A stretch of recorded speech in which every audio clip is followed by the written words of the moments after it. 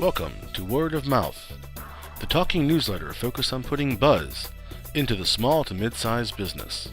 Today's business model is much different even from the one of yesterday. It seems more and more businesses are turning to the virtual model to not only cut costs but make work conditions more flexible. As more people work from home, the coffee shop, or on the go, there is more of a need for the occasional help. That's why we have asked Jennifer Rye, president and founder of today's Admin Virtual Assistants, to join us today and provide some insight on the whys and how-tos of virtual assistants. Welcome, Jennifer. So why are virtual assistants becoming more and more utilized?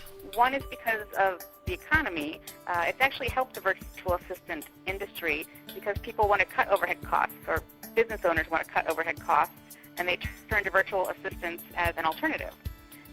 So that's definitely one of the reasons. Another one is it's just becoming more and more popular in media and books for people to be mentioning virtual assistants. So it's becoming more of a household term, whereas several years ago nobody knew what it was. And a good example of that is, of course, 4-Hour Work Week, which I'm sure you've heard of, a very popular book. So I think it's a combination of different factors that's really getting the term virtual assistants out there and helping business owners to see that it's a great alternative for their needs. The term virtual assistant is thrown around a lot, but what truly can an assistant do virtually? Another great question, and the answer to that is it can be very long. There can be so many different tasks that a virtual assistant can help you with.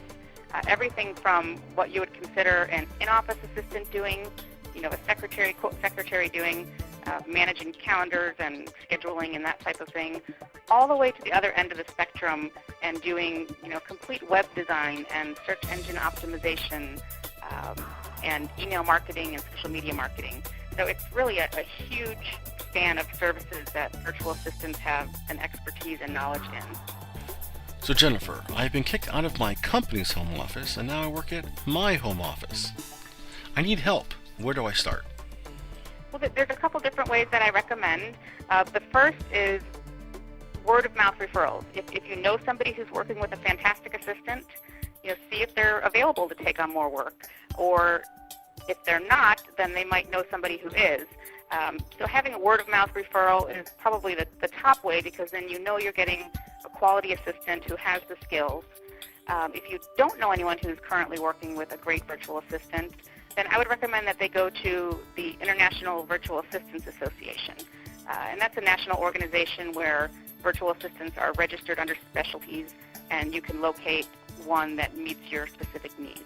Absolutely make sure that you interview them and check with people they've worked with, talk with some current clients, and just do your due diligence, and you should be able to find a fantastic assistant who can really help you ease your workload. Jennifer, thank you for helping me better understand virtual assistants. Oh, you're very welcome, and thanks so much for having me.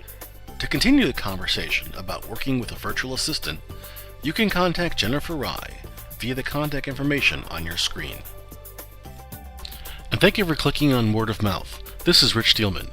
Word of Mouth is a courtesy production of eMotion Marketing, the answer to why you